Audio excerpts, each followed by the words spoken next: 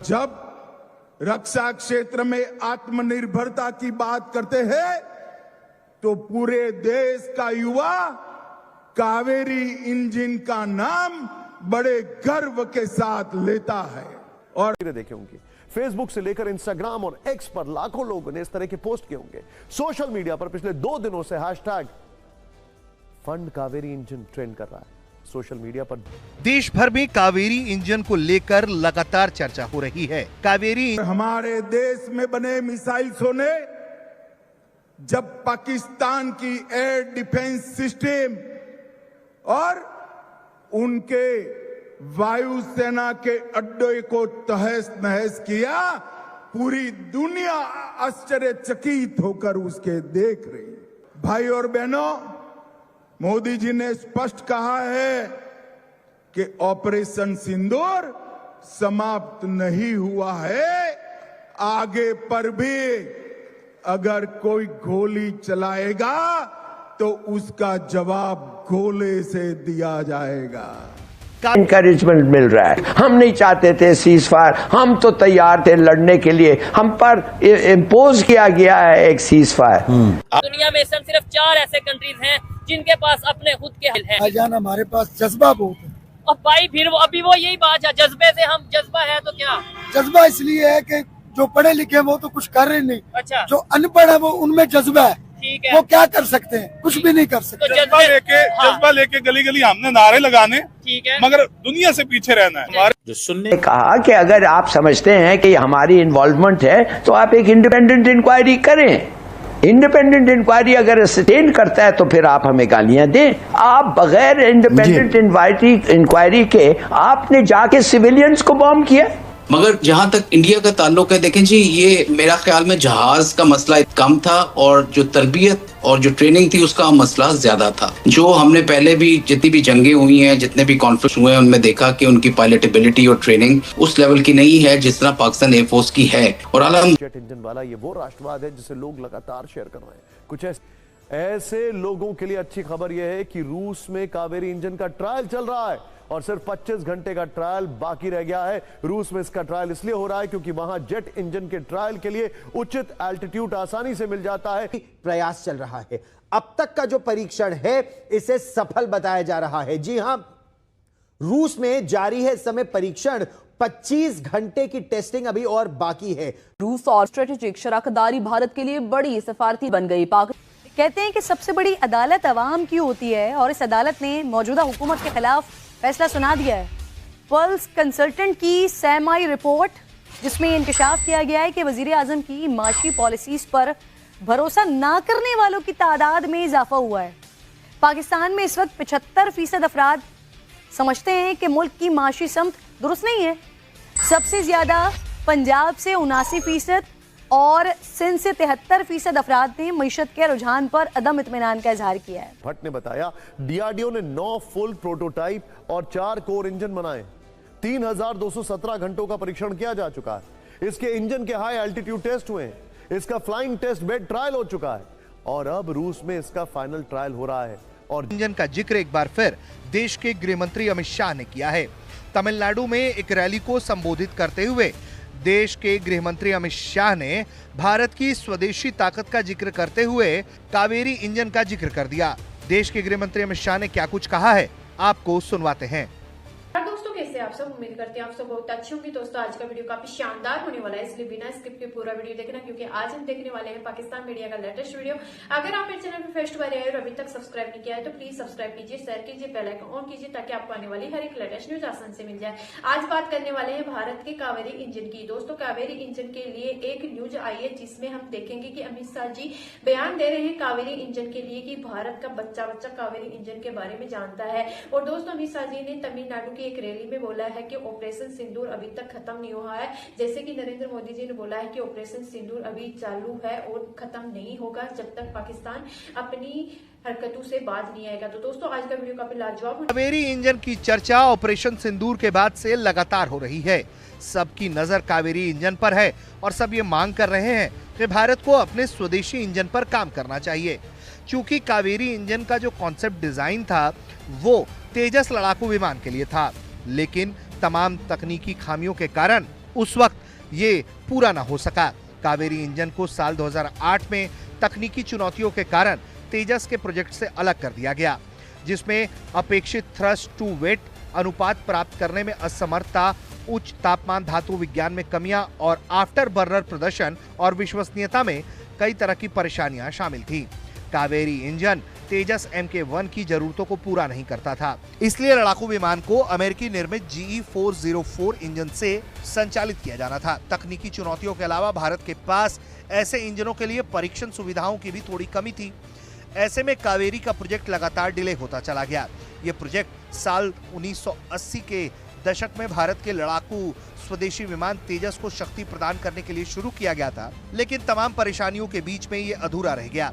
लेकिन अब खबर कावेरी इंजन को लेकर ये सामने आई है कि रूस में कावेरी इंजन का परीक्षण लगातार किया जा रहा है और जल्द he made in India drone के साथ इसे अलाइन करके उड़ाया जाएगा। यानी कि कावेरी इंजन की पहली उड़ान ड्रोन्स के जरिए कराई जाएगी। जब ड्रोन के उड़ान में सब कुछ सही पाया जाएगा तो उसके बाद फाइटर जेट के एयरफ्रेम में लड़ाकर भी इसे उड़ाया जाएगा और देखा जाएगा कि कावेरी इंजन में कितना दमखम है। रूस में ही कावेरी का ये टेस्ट हो रहा है और लगातार DRDO इसकी निगरानी कर रहा है। देश को उम्मीद है कि जल्द ही देश को कोई बड़ी कामयाबी कावेरी इंजन के मामले में मिल जाएगी। Bureau report. के लिए जेट इंजन रूस से भी लेता है।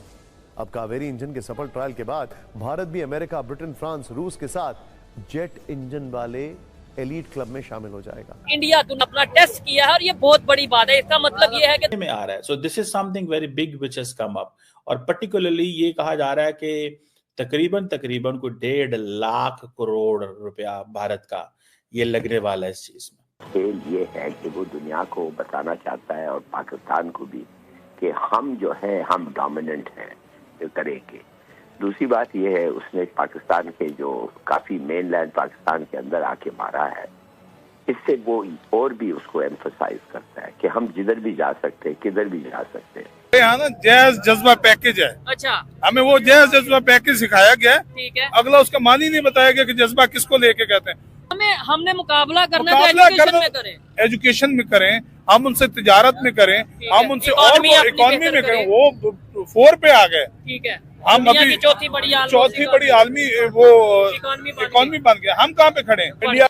और इस चीज में ये है कि लार्जली जो मकसद है वो इंडिया की डिफेंस कैपेबिलिटी बढ़ाना है। क्वेश्चन ये है कि पाकिस्तान इस पे कैसे कोप अप कर सकता है।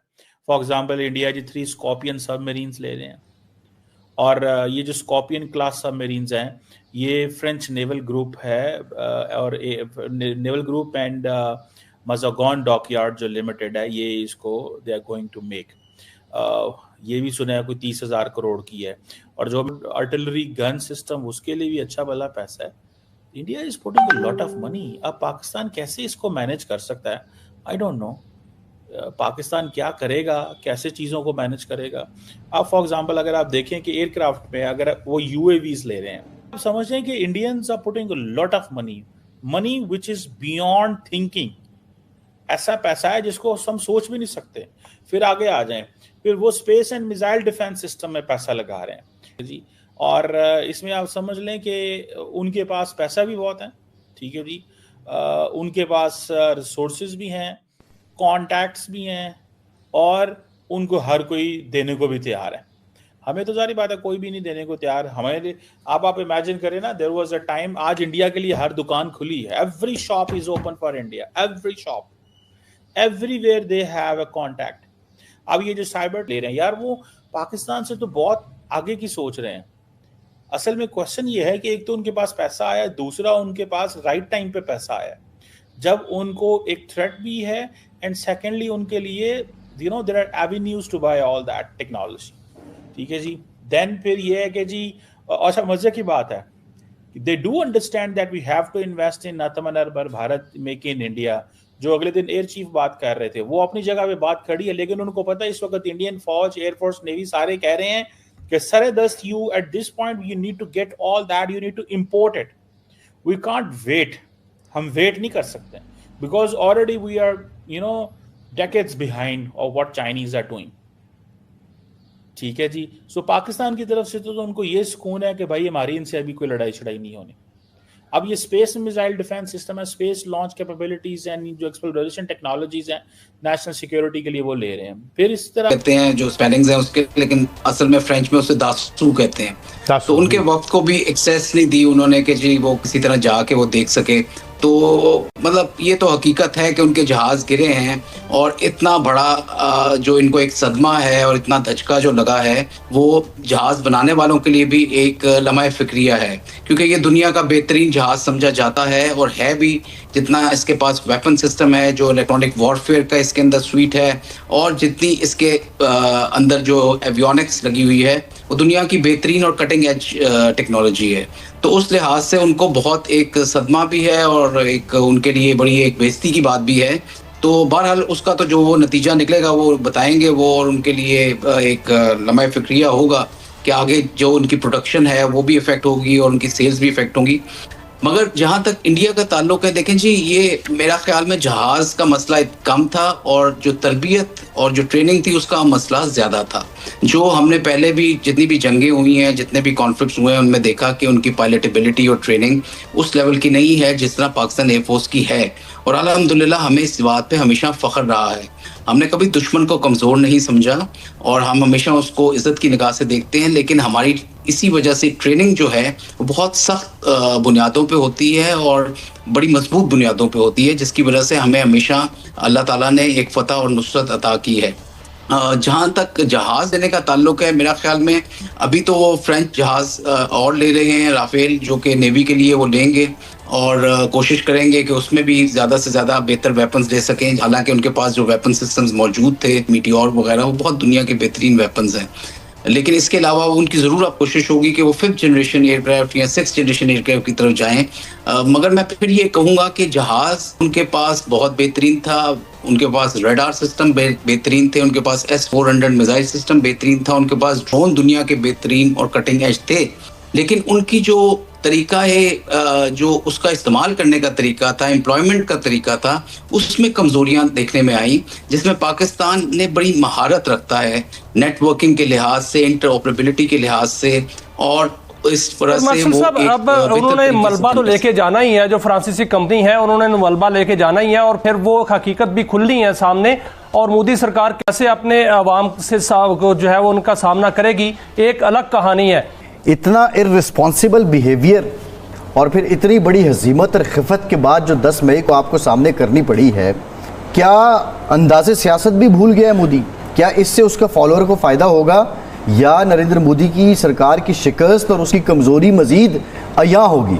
ये मैं आपसे पूछता हूं कि क्या वो एंटी ट्रंप नहीं है? आपने खुद जिक्र किया और मैं कहता हूं बिल्कुल सही है। इंडियन मीडिया जो आज है वो रूमर स्प्रेड कर रही है ट्रंप के बारे में, और वो इसलिए स्प्रेड कर रही है कि उनको इनकरेजमेंट मिल रहा है, गवर्नमेंट से इनकरेजमेंट मिल रहा है। और वो क्यों? इसलिए कि वो मीडिया सबको बताना चाहते हैं कि ट्रंप जो कहा है ना कि मैंने सीज फायर किया और मुझे ये इन्होंने कांटेक्ट किया, बिल्कुल झूठ। हम नहीं चाहते थे सीज फायर, हम तो तैयार थे लड़ने के लिए। हम पर इम्पोज किया गया है एक सीज फायर कि आखिर पाकिस्तान ने किया क्या? पाकिस्तान ने कहा।